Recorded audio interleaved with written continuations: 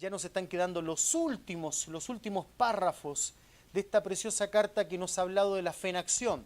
Y dice la palabra de Dios así, voy a leer rápidamente. Dice, vamos ahora ricos, llorad y aullad. ¿Están todos allí? Santiago 5. Vamos ahora ricos, llorad y aullad por las miserias que os vendrán. Uy. Dice, vuestras riquezas están podridas y vuestra ropa están comidas de polilla. Vuestro oro y plata están enmohecidos y su moho testificará contra vosotros y devorará del todo vuestras carnes como fuego. Habéis acumulado tesoros para los días postreros.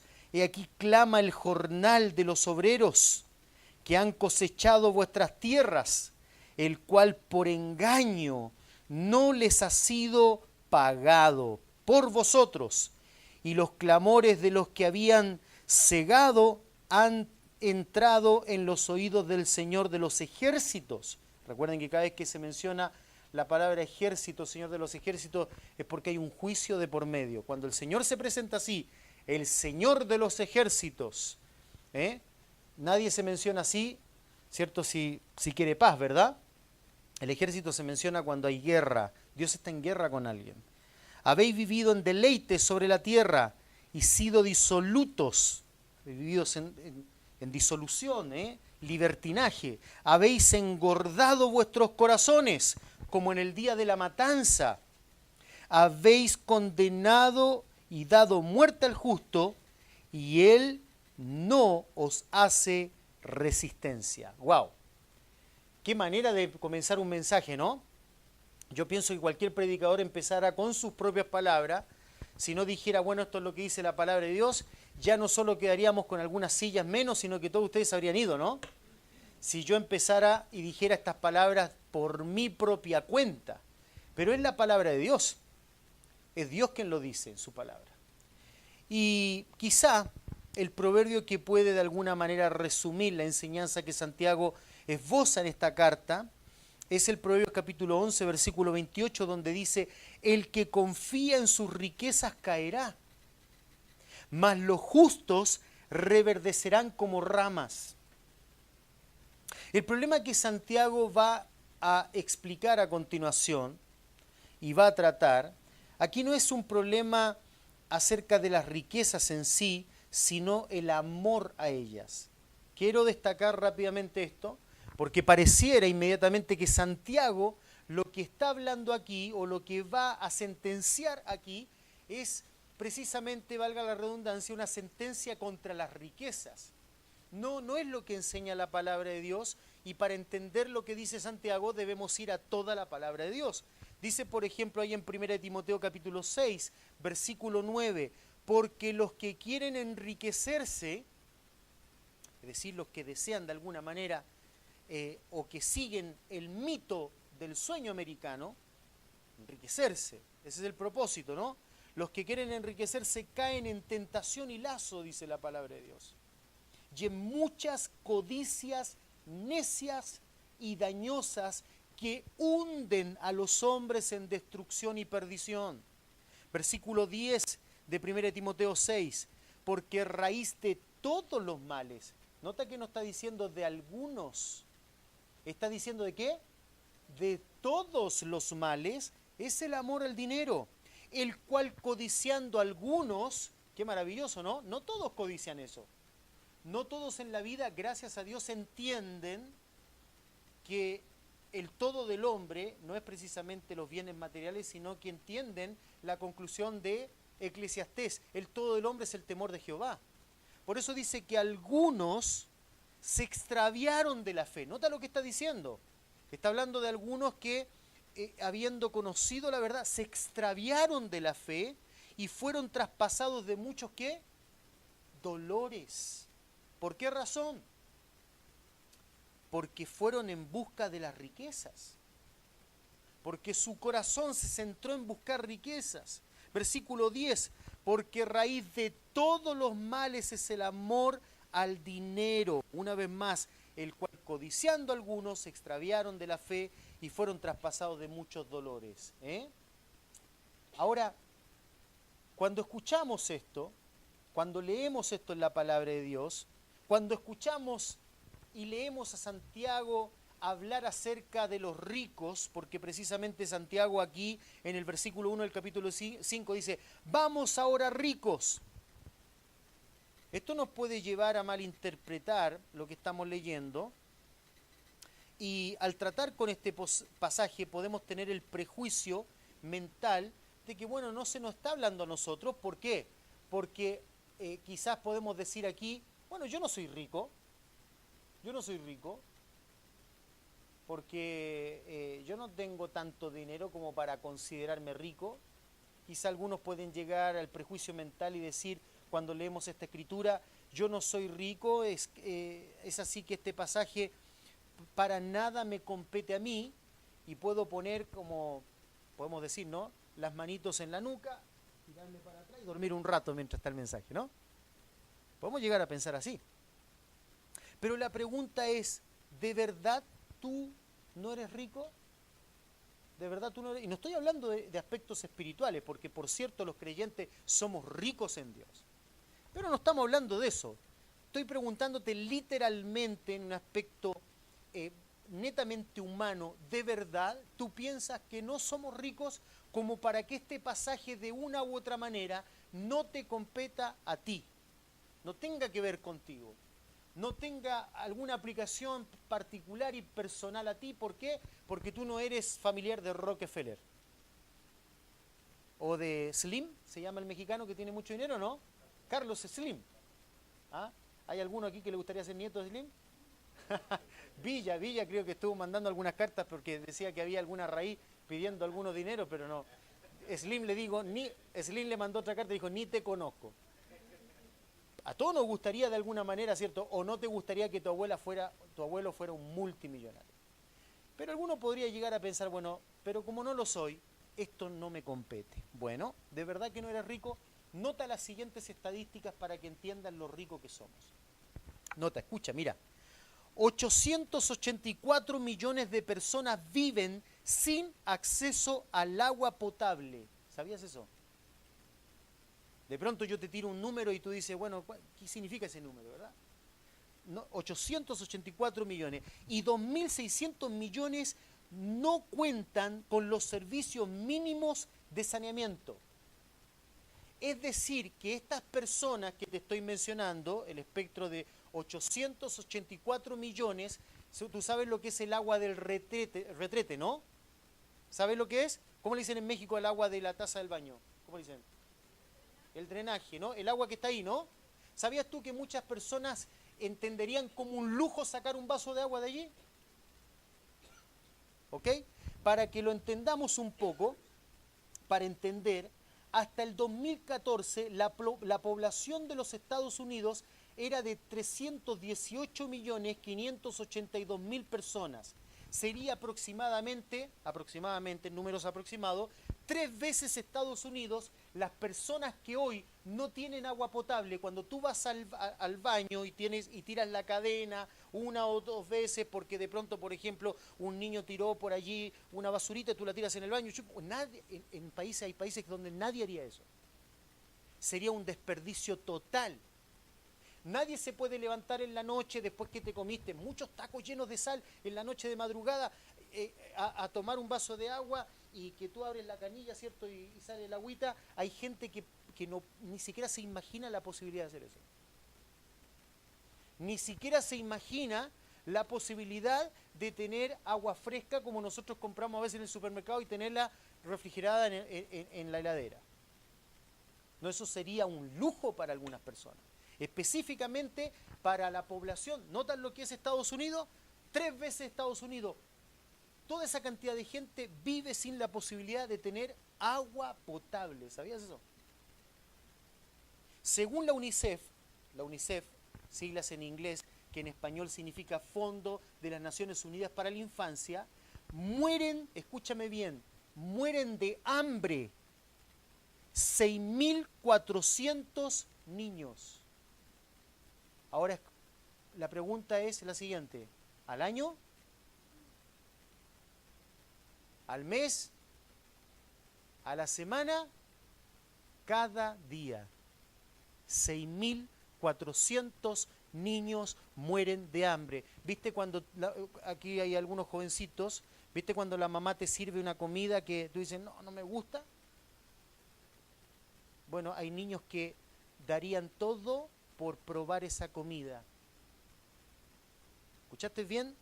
6.400 niños mueren al día, al día. Si pensamos que nacen, como para que entendamos, yo estoy tratando de aterrizar un poco a nuestra mente las estadísticas, si pensamos que nacen, según el Centro Estadístico de la CIA, 371.520 personas diariamente, aproximadamente el 2% de ellos mueren de hambre. El 2% para nosotros tal vez es una cifra pequeña. Bueno, para que lo entendamos mejor, aquí en Halland, Michigan, viven 33.543 habitantes. Si esta cifra se aplicara a nuestra ciudad, significaría que un día moriría, en un día, el 20% de la población, lo que implicaría que se reduciría la población de 33.543 habitantes a 27.143. Para que lo entendamos mejor, sería como si de pronto nosotros viéramos en las noticias ¿cómo se llama, por ejemplo, el canal de la ciudad, TV8? O el Sentinel, ¿no? ¿Verdad? Que el Sentinel de pronto lanzara una noticia y que dijera lo siguiente, que 2.133 familias de la comunidad perdieron sus hijos por una enfermedad desconocida. Vamos a suponer que cada familia tiene aproximadamente entre 3 hijos. 2.133 familias, ¿te imaginas una noticia así? 2.133 familias perdieron sus hijos hoy por una enfermedad desconocida. Atención, porque mañana pueden ser más. ¡Wow! Eso significa la cantidad de niños que mueren al día por no tener comida. A nivel mundial, 795 millones, aproximadamente un poquito más de 2 veces más de Estados Unidos, de personas pasan hambre en el mundo. No solo se mueren de hambre, pasan hambre en el mundo. Pasan hambre. ¿Alguna vez tuviste hambre? ¿Tuviste hambre realmente alguna vez? Yo sé que muchos de ustedes a lo mejor pasaron por eso, pero que se han olvidado de eso. Yo me acuerdo que cuando estaba estudiando, ve cuando uno es joven y pasa y ya no tiene a los papás y está viviendo solo y está estudiando, ¡ay, qué ganas de tener los sanguchitos en la casa!, ¿no? Yo pasé hambre. De ahí que aprendí el dicho, porque yo conocí a un amigo que pasó a ser mi mejor amigo y que ha venido para acá, el pastor Claudio. Y el pastor Claudio tenía ese dicho, me decía, porque los santafesinos dicen cacho cuando hablan de las personas, como dices tú, o amigo, o como dice, hay muchos dichos, ¿no? Los santafesinos dicen cacho, y me decía, cacho, tengo más hambre que perro de hippie. ¿Viste alguna vez un hippie, no? Un hippie. Los hippies tienen ¿viste que los hippies en los años 60 se caracterizaban por qué? Por comer mucho, por fumar marihuana. ¿Verdad? Amor y paz, decían ellos, ¿no? Entonces, toda la plata que tenían, que la gastaban ¿en qué? ¿En comida o en marihuana? Y los perros que estaban al lado de él, que no fumaban, ¿qué es lo que tenían comida o no? Porque cuando uno tiene un perrito y está comiendo algo, siempre le tira algo al cachorrín, ¿no? Pero los hippies no tenían nada. Los hippies, el perro lo único que veía que fumaba el otro, ¿no? Por eso decía, tengo más hambre que perro de hippie. Ahora escúchame bien, volviendo a la seriedad del asunto. ¿Sabes qué? 795 millones de personas pasan hambre. Y no se trata del hambre que te da cuando sales del trabajo, de la escuela, niños, cuando llega, dice, ¡ay, qué hambre que tengo, mamá! ¿Qué hiciste de comer? Esos niños, a diferencia de ti, que vas a llegar de la escuela a tu casa en un par de minutos. Yo a veces he tenido a Pablo, que atrás está muerto de hambre, me dice, papá, no aguanto más, paremos en algún lugar a comprar algo. Y digo, para, ya vamos a llegar a casa. No aguanto más. No, esos niños no solo tienen hambre, van a tener que dormir con hambre y van a amanecer con hambre. Ese es tu caso. Ese es tu caso. Las estadísticas dicen que solo con la comida que tiramos en Europa y en Estados Unidos, viste cuando, por ejemplo, la otra vez mi hija me decía, papá, es increíble, sabes que ahora que estoy trabajando en Panera, porque mi hija trabaja en Panera, la cantidad de comida Y Lupe, que trabaja ahí en el ¿cómo se llama allí, Lupe? En el Hope College, tiran comida, ¿verdad, Lupe? ¿Y la comida está mala o no? Buenísima. Y la tira. Con la cantidad de comida que tiran acá en Estados Unidos y en Europa, ¿saben lo que dicen las estadísticas? Dicen que se podría alimentar a toda la población del mundo. Para que te des cuenta que nosotros somos ricos. Entonces la exhortación de Santiago es para nosotros. En realidad Santiago no ha abierto un nuevo debate. Es el mismo que ya hemos tratado desde el versículo 13, ¿te acuerdas? En el capítulo 4, en donde ha planteado la lucha que tiene el hombre con la soberanía de Dios, ese hombre que dice, vamos ahora, iremos y haremos esto, aquello, traficaremos, haremos negocios con este y con este otro. ¿Ves? Santiago ya viene hablando de esto y el Señor le dice, eres un necio porque no entiendes que la soberanía de Dios puede dictaminar que tú no pases de este día. Y entonces Santiago ahora sigue en la misma exhortación con un pequeño giro. Cuando comenzó con la reprensión, él tenía en mente los que viven como si la vida les perteneciera, pero ahora apunta a los mismos que piensan de este modo sin ningún arrepentimiento, porque Santiago les dijo, vamos, arrepiéntanse por vivir así. Pero ahora les habla a aquellos que ni siquiera mostraban arrepentimiento. En el contexto eran personas que tenían más que otros. Recuerdan ustedes que muchos cristianos habían perdido sus casas producto de la persecución. Acuérdate del principio de la carta de Santiago, donde dice, hermanos míos que están en la dísper, habían sido dispersos, habían sido exiliados producto de la persecución. Muchos de ellos habían perdido, ¿qué? Sus casas, habían perdido su familia y estaban pobres. Hebreo habla de eso, cuando habla de los que recepcionaban en su casa, los hospedadores, pero que después de hospedar, ¿qué hacían? Murmuraban, y les advierte que eso no está bien porque esa gente estaba sufriendo. Y precisamente Santiago les habla a aquellos que les había ido un poquito mejor en la vida, que tenían un poco más de los que tenían necesidad. Y él precisamente les comienza a hablar de la importancia de entender que el que tiene más debe cuidarse aún más de no ser injusto con el prójimo.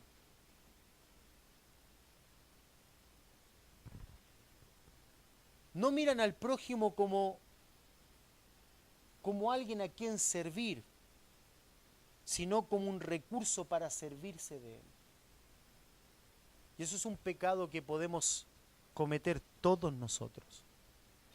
Repito, Santiago va a exhortar a aquellos que no miran al prójimo como un objetivo para servir, para servirle, sino como un recurso para servirse él de esas personas. Hoy en día eso lo vemos muchísimo en el Evangelio de la Prosperidad. Las personas no ven al prójimo como alguien a quien servir, sino de qué manera tu bolsillo le puede servir al predicador. Eso se sigue viendo hoy. Pero eso es un pecado que también como cristianos podemos cometer cuando no tenemos en mente el verdadero concepto del propósito por el cual hemos sido llamados, servir a otros. Jeremías 22:13 nos habla de que Dios siempre detesta esta forma y esta actitud del corazón. Cuando dice en el capítulo 22 de Jeremías, versículo 13, ay de él que edifica su casa sin justicia. ¿Por qué? Porque simplemente piensa en él con lo que tiene. Y su sala sin equidad, sirviéndose de su prójimo. Sirviéndose de su prójimo, de balde, dice. Y no dándole el salario de su trabajo.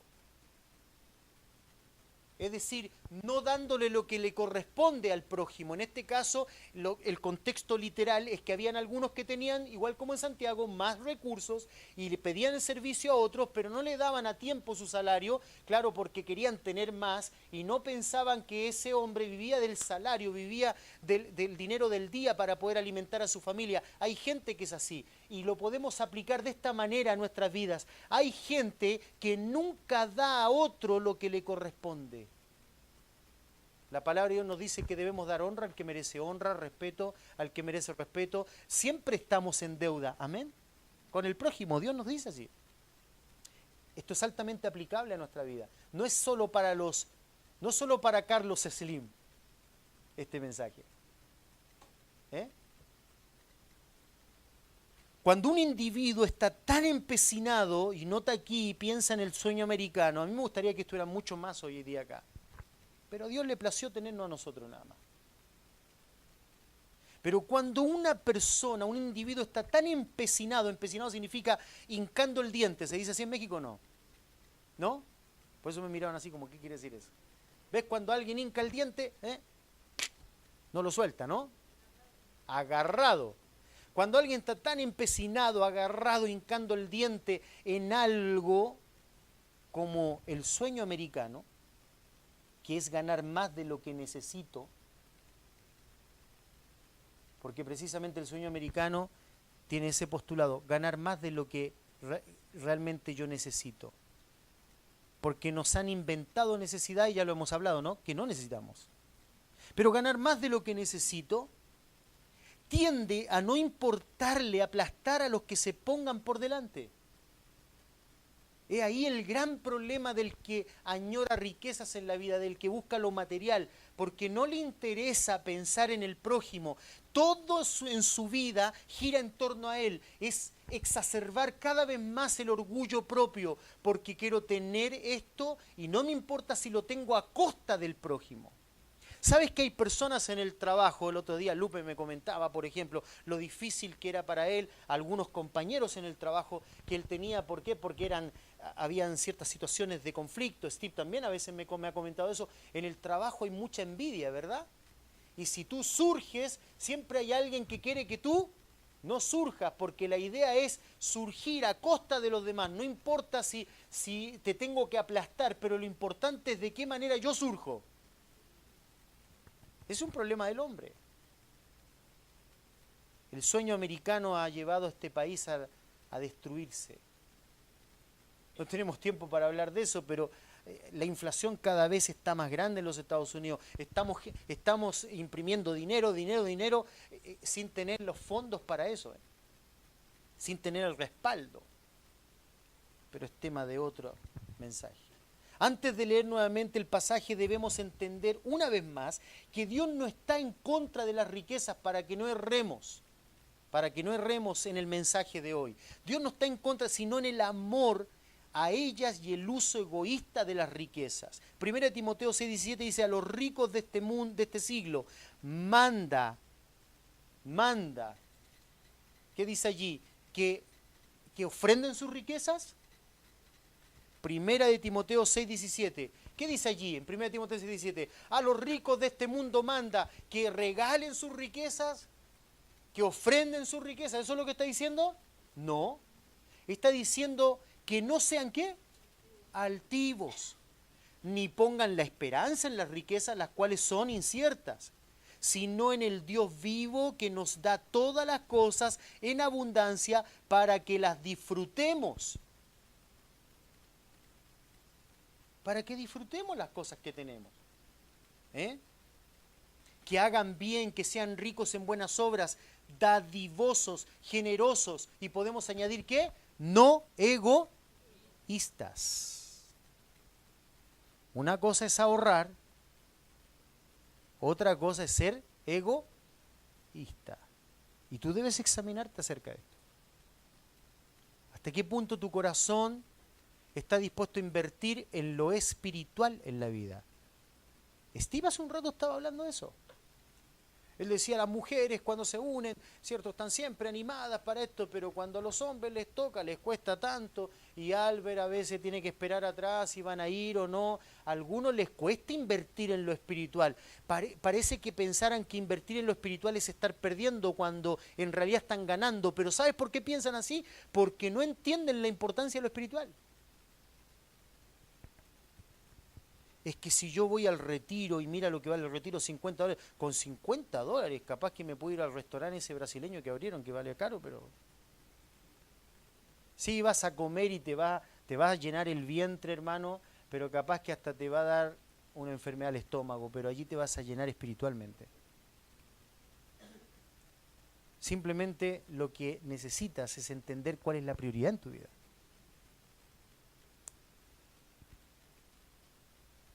Dice que hagan bien, que sean ricos en buenas obras, dadivosos, generosos. ¿Ves? Dios no está en contra de la riqueza, sino en el mal uso de ellas. En el mal que ellas pueden ocasionar al corazón del individuo. Precisamente cuando nosotros nos interesamos mucho más en ellas en un sentido incorrecto.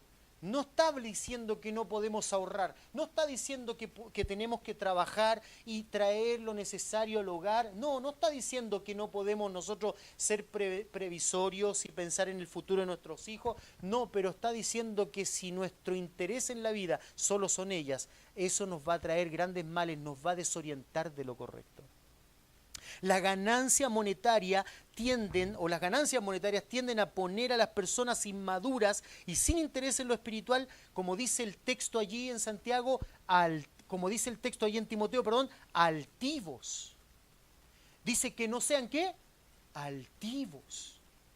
Literalmente la palabra altivo allí, que utiliza el Espíritu Santo, en el griego, da la idea literalmente implica ser encumbrado en la mente. ¿Ves? Ser encumbrado. La mente va más allá de lo normal. La mente se levanta, es decir, la mente ahora tiene mayores expectativas de la vida. Lo que antes era suficiente, hoy no me llena. Hoy no me llena. ¿No es verdad, por ejemplo, que antes estábamos contentos cuando éramos chicos con que tuviéramos el parcito de zapatos limpiecito para usarlo el fin de semana? Estábamos contentos y los mirábamos y los limpiamos. Y si hay una mancha, lo limpiamos. ¿Verdad? Pero hoy ya no estamos contentos con uno. Tenemos que tener varios zapatos. Y si vamos al mall, ¿verdad? O al supermercado, que también hay lugares así. No, mira, sí, pero ya tienes como 120 zapatos en el armario, no te queda más. Sí, pero es que ese está tan lindo y me llama, me dice, ven. Dice Jessica dice nada. Dice, ven, no estamos diciendo que si hay una posibilidad, puedes tener un cambio de zapato. De hecho, los médicos recomiendan tener cambio de zapato. ¿Por qué? Porque es una cuestión higiénica, capaz que puede sonar feo, pero precisamente las personas que no se cambian los zapatos constantemente pueden tener problemas de infección en los pies. Lo recomiendan los médicos. Pero estamos hablando de esa pleonexia, ese deseo de tener más. Antes se te satisfacía tener un par de zapatos, 2 pares de zapatos, pero ahora tienes que tener más. Y el Señor dice, no seas altivo, no encumbres tu mente a intereses que antes no eran necesarios para ti. Hoy en día los chicos tienen que tener un tablet para ser felices. ¿Vieron el artículo que mandó la hermana Sandra? Yo espero que lo hayan leído. Alguno de ustedes a lo mejor ni siquiera lo leyó porque pensó que era perder el tiempo. Léelo, te va a servir mucho. Estuvo interesantísimo el artículo que mandó hermana Sandra. ¿Algunos hermanos lo mandaste o no? A los maestros, perdón. Bueno, lo vamos a tratar de poner en la página del Facebook de Macedonia, ¿cierto? Para que ustedes puedan de alguna manera acceder, léanlo. Es importante. Pero una de las cosas, por ejemplo, que antes sucedía es que nosotros éramos felices, por ejemplo, con un trompo. ¿Quién tuvo un trompo alguna vez? José se levantó la mano como un robot, un trompo. Un trompo, ¿verdad? Qué interesante eran los trompos, ¿no? Y daban vueltas y lo poníamos en la mano y jugábamos a tirarlo encima del otro para romperlo. Qué malo que éramos, ¿no? Pero esa era la idea, ¿no? Del juego, pero era entretenido, ¿verdad? Éramos contentos de pronto escalando un árbol, pero hoy los niños necesitan un tablet. y hacen deporte en el tablet, ¿verdad? Y juegan fútbol en el tablet y cada vez están más gorditos porque no hacen deporte. Pero corren rápido en el play, ¿no? Corren rápido. Los niños no hacen ejercicio, los niños no leen libros, ¿verdad? Y les hemos inventado necesidades que no son tales. Porque la sociedad de hoy te lleva y no te das cuenta que es el mismo diablo que te lleva a hacer a eso.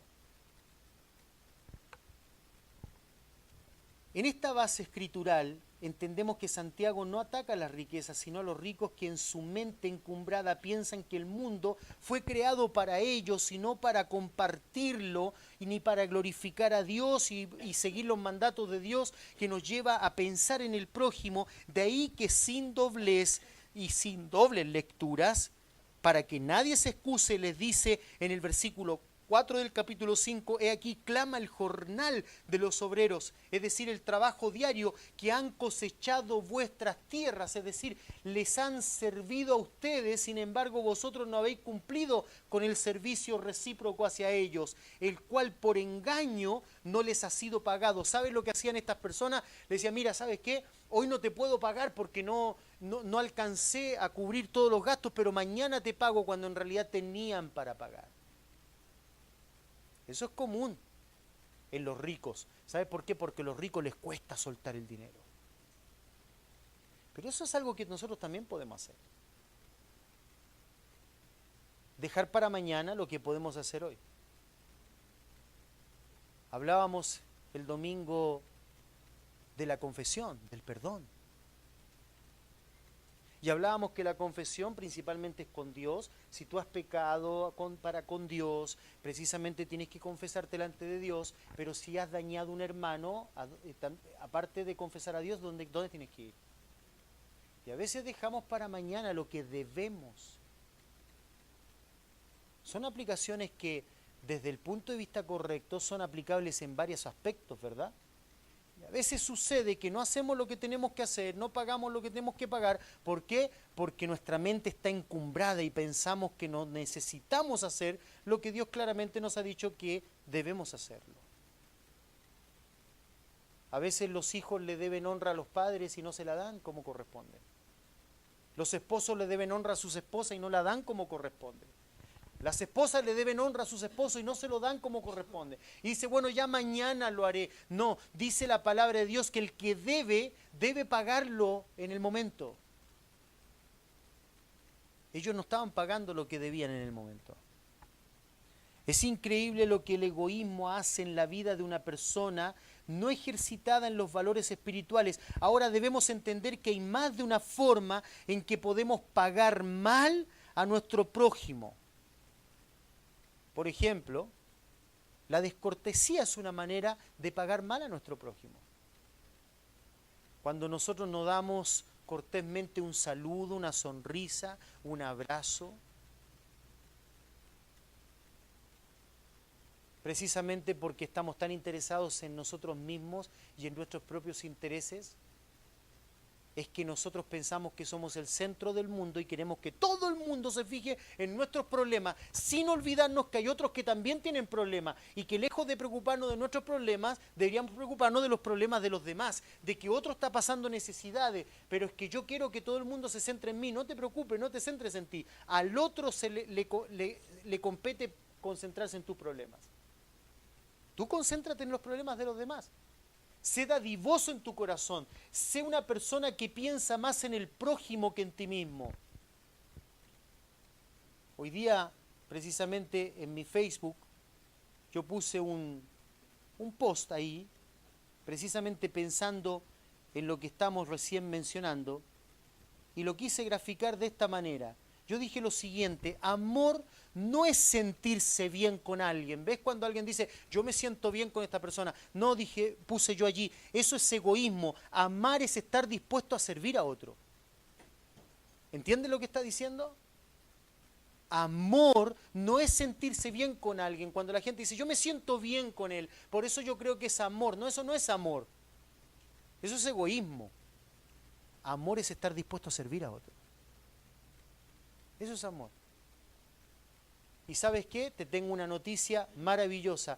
Dios nos ha mandado a tener siempre el peso en nuestro corazón de la deuda de amar al prójimo. El que ama a Dios debe amar a su hermano, a su prójimo.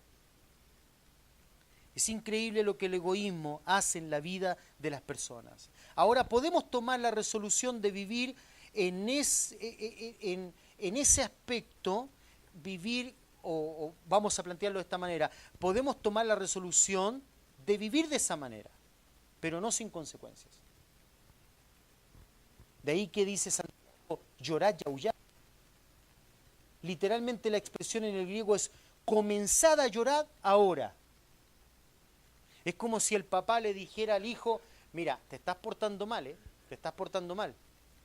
Y el hijo continuara portándose mal, te estás portando mal, ¿eh? Y como que el papá le dice, en la casa te las voy a dar, ¿eh? Y ya empieza a llorar porque no hay otra cosa que te espera la varita. Empieza a llorar ya. Esa es la expresión. Ahora, notaste, ya lo vamos a mencionar un rato después, perdón. ¿Notaste, por ejemplo, que Santiago le dice, vamos ahora, rico, llorad y aullad? ¿Te acuerdas que ya antes Santiago había expresado algo similar? Cuando dice, hey, vuestra risa se convierte en llanto, llorad, ¿cierto? ¿Te acuerdas que Santiago ya lo había mencionado? Pero nota que aquí es diferente el llorad que anuncia Santiago, porque en el anterior existía la posibilidad de ¿qué? De perdón, porque dice que el que se humilla será ¿qué? Pero aquí Santiago dice, llorad y aullad por las miserias que os... Santiago ya está vaticinando sobre este grupo de personas un juicio que viene pronto. Por las miserias que os vendrán. Es decir, Santiago sabe que en la soberanía de Dios que conoce todas las cosas, como cuando lo hemos estudiado en Malaquías, ¿te acuerdas Malaquías cuando le dice el Señor, hey, arrepentíos porque si no os voy a castigar, y ya los voy a castigar porque no os habéis arrepentido de corazón? Y como lo mencionábamos muchas veces, no, Señor, espera que me arrepienta. No, Dios sabe si te vas a arrepentir o no. Y aquí Dios en su soberanía sabía que estos no se iban a arrepentir, y desde ya le estaba diciendo, mira, más bien empiecen a llorar, empiecen a llorar. Dice Evis Carballosa, comentando este pasaje, lo menciona de esta manera, cito textual, es así como Santiago describe de manera dramática lo que aquellos ricos, ese grupo de personas ricas debían hacer en anticipación al juicio que vendría sobre ellos a causa de su incuestionable rechazo a la gracia de Dios. Ahí estaba el problema, ellos habían rechazado ¿qué? La gracia de Dios que les instaba a pedir perdón y arrepentirse, pero ¿lo habían hecho? No.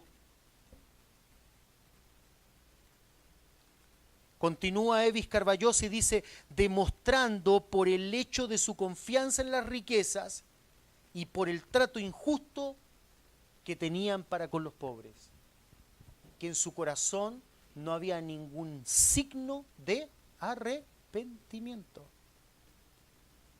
¿Sabes que Dios sabe cómo está nuestro corazón? ¿Sabes que Dios sabe hasta qué punto realmente estás arrepentido de corazón? Él lo sabe. Lo hemos hablado muchas veces, a Dios no podemos engañar. ¿Notas lo relevante de esta enseñanza? Que no solamente aquí tiene que ver los ricos monetariamente hablando, porque ya hemos comprobado que somos más que ricos y que tenemos mucho para dar. Pero que insistentemente, quizá, porque yo no conozco tu corazón, Dios lo conoce. Tú no conoces mi corazón, Dios lo conoce, ¿verdad? Pero quizás si hay un pecado que hemos abrazado y no queremos confesarlo delante de Dios y apartarnos de Él, Dios sabe y Dios nos ha mostrado por medio de su gracia la necesidad de afligirnos, como lo dijo antes Santiago, hey, afligíos, lamentad, llorad, vuestra risa se convierta en lloro, humillaos bajo la poderosa mano de Dios y Él os exaltará. Pero que ya ha pasado ese periodo de espera y que nosotros insistentemente nos hemos enorgullecido y no queremos cambiar. Wow. Es mi deseo que ninguno de nosotros esté en ese lugar. Amén. Porque Dios sabe cuando dice basta. Y Santiago dice, hey muchachos, comenzad a llorar ya por las miserias que os vendrán. Por las miserias que os vendrán, por no haber aceptado lo que es correcto, por no haber cambiado de corazón, por no haber reflexionado, por no haber puesto tu corazón en el lugar correcto, que es en el lugar de la humillación, por soslayar, pasar por alto día tras día el mensaje de la palabra de Dios y no sentirte miserable por el pecado y confesarlo de corazón, ponerte en el lugar que Dios ve el pecado, como decíamos el domingo, sentir el asco que produce el pecado y no mirarlo simplemente como algo que todo el mundo hace.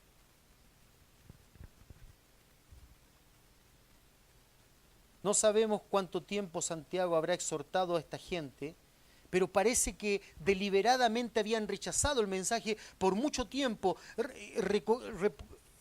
Recordemos que Santiago ha hablado acerca de la importancia del arrepentimiento. Humillaos delante del Señor y Él os exaltará. El juicio que pronuncia Santiago, que aunque futuro, ya lo da por hecho. De ahí que Santiago usa 3 verbos en el tiempo perfecto. El tiempo perfecto del verbo griego expresa un estado presente, producto de una acción que se hizo en el pasado.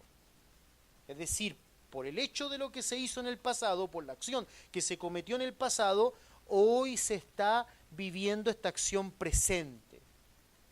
¿Y qué es lo que dice Santiago literalmente? Lo dice de esta manera, o se podría leer así: vuestra riqueza se ha podrido y vuestros vestidos se han convertido en comida de polilla, vuestro oro y vuestra plata se ha corroído. Antiguamente la riqueza se medía precisamente en la expresión que utiliza Santiago. La primera de esa expresión, es decir, vuestra riqueza se ha podrido, notas que se pudre. ¿Qué es lo que se pudre? Te doy una pista. Por ejemplo, si tú tienes vamos a decir así, una comida típica de México. ¿Cuál es? No se me viene a la mente ahora. Un mole, un pozole, y lo dejas, y por casualidad la olla se te quedó por varios días afuera en el patio con estos grados de calor que tenemos. Y entonces uno dice, ay caramba, se me olvidó el mole afuera, pero no importa, menos mal, hoy día no tengo que cocinar, voy a ir a buscarlo y lo sirvo. Ándale, cuando lo destapa va a salir. ¿Qué va a salir? Ni nos imaginemos, pero mole no va a haber ahí. ¿Verdad? Escucha una cosa, lo primero que Santiago expresa allí con eso, no lo está diciendo, la Reina Valera no lo traduce de la manera que lo entendamos claramente, pero lo que se pudre es la comida. Habían 3 elementos que antes, en los tiempos bíblicos, se denominaba una persona rica: cuando tenía mucha comida, cuando tenía muchos vestidos. ¿Te acuerdas, por ejemplo, cuando fueron los hermanos de José y se encontraron con José? ¿Qué les dio José? Vestidos. Les dio vestidos. Es una expresión de amor, de riqueza. ¿Te fijas cuando vino el hijo pródigo? ¿Qué le puso su padre? ¿Un vestido qué? Nuevo. Puso en un lugar diferente ahora, una posición diferente de riqueza. Y por eso que Santiago después, mira lo que dice, y vuestros vestidos se han convertido en comida de polilla, vuestro oro y vuestra plata. El oro era otra expresión en que las personas demostraban riqueza. Y lo que es incorruptible como el oro, a ellos se les había corrompido, se ha corroído. Continúa Santiago en el versículo 3 y dice que el moho de esas cosas, que dice, testificará contra vosotros. Ellos no lo veían ahora, como suele suceder en algunas personas que no se arrepienten, como dice Jeremías, no, esos males que tú dices que vendrán, dice que no vendrán. Cuando la persona está cegada en su corazón por el pecado, ella piensa que no va a venir ningún mal. Dice, no va a suceder. Si yo quiero vivir mi vida, si yo quiero vivir para el sueño americano, si yo no me quiero interesar en servir en la iglesia, si yo no tengo ningún ministerio en la iglesia? A propósito, ¿no tienes ningún ministerio en la iglesia? Acuérdate que en uno de los estudios dijimos claramente que nosotros podemos servir a Dios aparentemente sin amor, pero nadie que ama a Dios deja de servirle. No es que yo no tengo tiempo. Sí, todos los demás somos vagos y tenemos tiempo, por eso servimos al Señor. Los estudios que tenemos aquí no son para entretenernos, son para cambiar nuestra vida. Y aquí Santiago dice, hey, va a llegar el momento, ya está corroído, ya está corrompido, ya está podrido. Tú no lo ves, pero ya está. ¿Por qué? Porque en la soberanía Dios sabía que ese grupo no se iba a arrepentir. Pero te quiero decir algo, dice Santiago. Cuando ya te des cuenta, recordarás que esa pérdida de las cosas que tanto amas será un testimonio de que no te arrepentiste. ¡Wow! Qué fuerte, ¿verdad? Tú sabes, cuando yo estoy preparando estos estudios, me descompongo, me duele el estómago.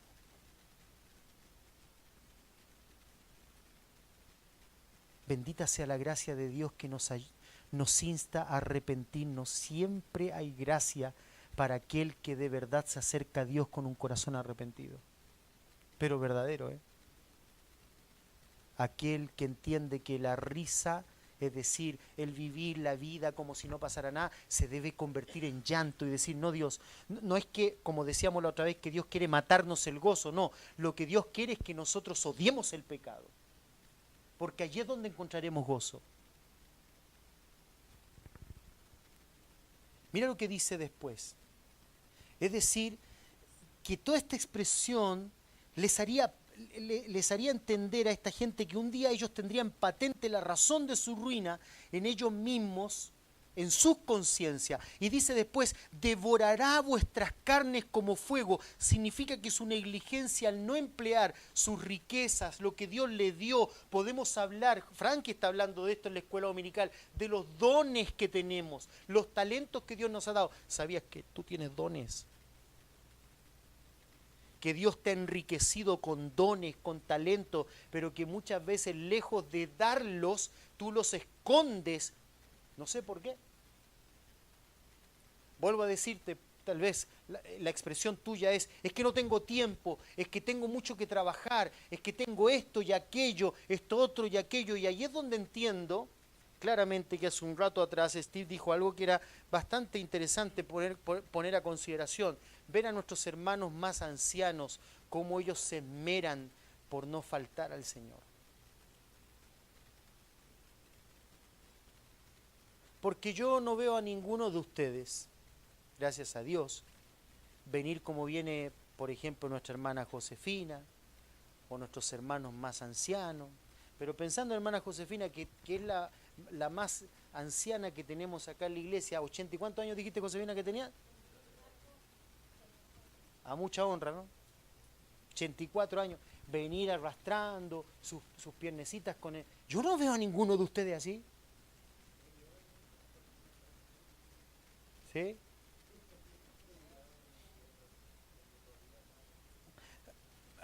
Está bien, sí, puede ser chino, pero lo que me refiero yo es al hecho constante, no circunstancial, de a veces por un dolor que tenemos. ¿Y sabes qué debería eso alentarnos a nosotros? Debería alentarnos a decir, bueno, realmente vale la pena hoy dejar de congregarnos por lo que me está pasando. ¿Es realmente grave lo que me está pasando?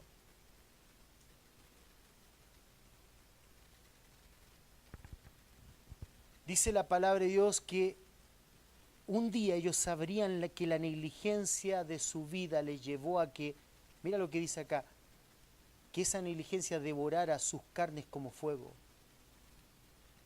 Cuando sus ojos queden finalmente abiertos a a la crueldad de su egoísmo y a la actitud egoísta de sus vidas, de su codicia, de sus intereses personales, de poner su corazón en el hecho de tener más, un mejor carro, una mejor casa, más cosas materiales, entonces entenderían que ya era demasiado tarde, porque eso devoraría vuestras carnes como fuego.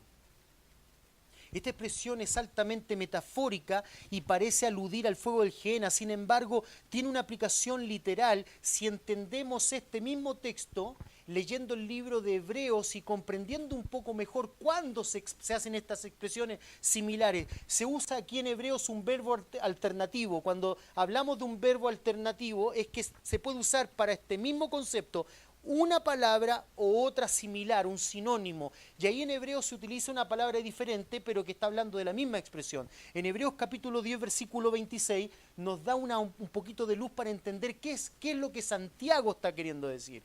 Mira lo que dice Hebreos 10, 26. Dice, porque si pecáramos, ¿qué? Voluntariamente,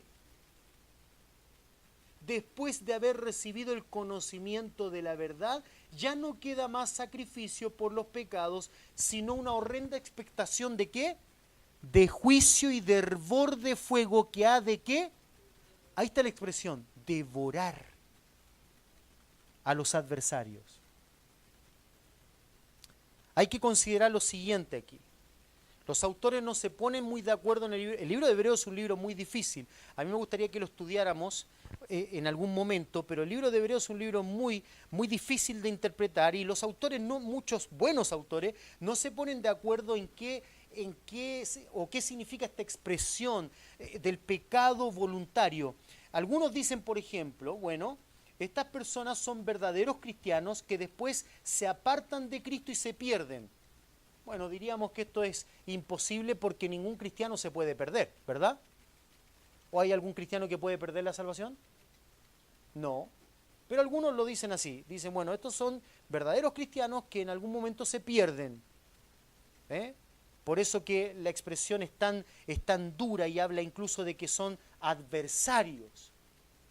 Otra explicación a este versículo dice lo siguiente, son verdaderos cristianos que recaen, pero que siguen siendo salvos.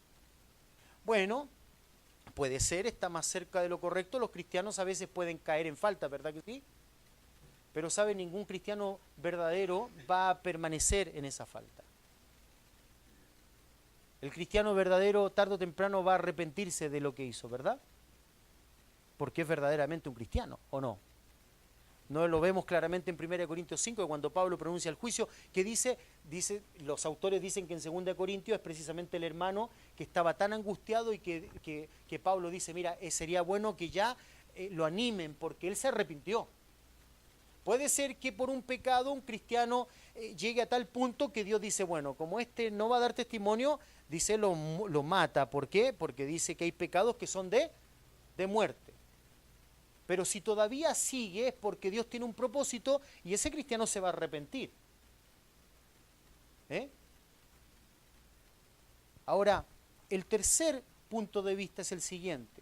Los que profesan ser cristianos durante un tiempo, identificándose con una iglesia local, pero que luego se apartan deliberadamente de Cristo, nunca nacieron de nuevo de forma verdadera y nunca podrán, porque dicen algunos que cuando una persona se ha apartado de la fe, siendo un apóstata, nunca fue un creyente, pero se apartó de la fe. Pedro habla de eso, lo hemos hablado muchas veces. Esa persona como que le viene un poder engañoso y nunca más vuelve a reconocer la fe. Son esas personas que, como te contaba una vez, ¿no? Que me enfrenté a una que decía, yo sé que todo lo que está en la Biblia allí, que tú predicas es verdad, pero yo no lo creo. Es difícil que una persona así vuelva a conocer a Cristo y quizás precisamente estos ricos que estaban ahí en medio de la iglesia eran personas que profesaban ser cristianos, pero no lo eran. ¿Por qué? Porque no se habían arrepentido y por eso el juicio ya estaba sobre ellos. Quizás es una explicación a lo que está sucediendo. Pero en medio de ellos, habían algunos que a lo mejor al escuchar esta sentencia, como sucedió con el creyente de Primera de Corintios, ¿qué sucedió con ellos? Se atemorizaron, se angustiaron y querían de alguna forma, ¿qué, José? Arrepentirse. ¿Verdad? Porque el verdadero creyente, cuando le dicen algo acerca de Dios, ¿qué hace? ¿Se permanece erguido como la cizaña? Se humilla delante de Dios. Ese es un indicio en tu corazón hasta qué punto en tu vida hay una verdadera fe, porque el verdadero cristiano, ¿qué hace? Se humilla delante de Dios. ¿Ves? Es ese cristiano que le han mostrado claramente su pecado, que en alguna manera fue arrastrado por la actitud de otros, pero que hay una humillación.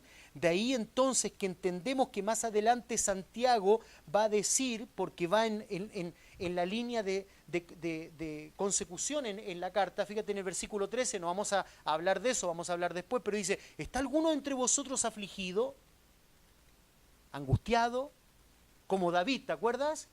Angustiado, afligido. Haga oración. ¿Está alguno alegre? Cante alabanzas. ¿Está alguno enfermo entre vosotros? Llame a los ancianos de la iglesia y oren por él, ungiéndole con aceite en el nombre del Señor. Y la oración de fe salvará al enfermo y el Señor lo levantará. Y si hubiere cometido pecado, le será perdonado. Confesaos los unos a los otros, porque después Santiago va a hablar de confesar los unos a los otros. ¿Y cuándo confesamos los unos a los otros? La confesión dijimos que es ¿a quién? ¿A quién? A Dios. Pero ¿cuándo confesamos los unos a los otros? ¿Cuándo? ¿Por qué? Porque te ofendí. Quizá allí habría alguno que se afligió y tenía que pedirle perdón a alguno de los jornaleros que era hermano en Cristo y decirle, mira, yo te hice daño a ti. ¿Verdad? Pero ¿qué es lo que estamos viendo acá? Según lo que al menos algo de luz nos entrega allí la Escritura para... ojo, no estamos siendo dogmáticos en lo que estamos diciendo porque no hay mucha luz en eso, pero quizás habían algunos que no eran creyentes, por lo tanto lo que les esperaba era un hervor de fuego que ha de devorar a los adversarios. Esos ricos iban a ser precisamente enjuiciados por su maldad, eran falsos cristianos, pero dentro de ellos siempre hay alguien que quizá sí es cristiano, y el que sí es cristiano se arrepiente. Amén. Porque le teme a Dios. Es incongruente pensar en un cristiano que no teme a quién. Es incorrecto, ¿no? Yo soy cristiano, pero yo a Dios no le temo. ¿Existe alguien así? Si alguien dice eso, quizá entonces no es que... Si Dios te está marcando un pecado en la vida, ¿qué haces si eres un verdadero cristiano? Arrepentirte. Y por eso quizás más adelante Santiago va a hablar acerca de esto. En el versículo 4, con esto terminamos aquí, clama el jornal de los obreros que han cosechado vuestras tierras, el cual por engaño, dice, habéis vivido en deleite sobre la tierra y sido disoluto, habéis engordado vuestros corazones como en el día de la matanza, habéis condenado y dado muerte al justo y él no os ha resistido. Wow, habían hecho bastantes pecados, ¿no? Era justo que se arrepintieran, ¿verdad? ¿Y si no se arrepentían? Bueno, quizás no eran cristianos. Como aquellos que piensan que los juicios de Dios son falsos y viven una vida disoluta, viven una vida entregada al pecado porque piensan que nunca les va a pasar nada. Pero si en tu corazón, mi hermano precioso, existe en tu corazón, por alguna falta, un sentir de dolor en tu corazón. ¿Sientes así? Hay cosas que has cometido que son en contra de lo que Dios ha dicho. Y sientes en tu corazón el dolor en tu corazón y dices, Señor, yo no quiero ofenderte de esa manera. Bendito sea el Señor, eres un cristiano y puedes acceder libremente al trono de la gracia para encontrar el oportuno socorro. Dice Hebreos, no tienes que permanecer allí. Si en tu corazón ha habido en tu vida cristiana falta de servicio, falta de amor al Señor, puedes cambiar eso y volver para servir al Señor. Si en tu corazón has hecho algo mal en contra de un hermano, pídele perdón a Dios y anda donde el hermano sinceramente y dile perdón al hermano. Y si sientes en tu corazón que no puedes, llama a tus ancianos de la iglesia. Tus ancianos no están para juzgarte, sino para alentarte, porque ellos mismos necesitan aliento muchas veces. Amén. Pero el trono de la gracia de Dios está abierto. Bendito sea el Señor que pagó el precio para eso. No te quedes ahí. No abraces el pecado, porque el que abraza el pecado no prosperará. Mas el que los confiese y se aparta alcanzará. Bendito sea el Señor.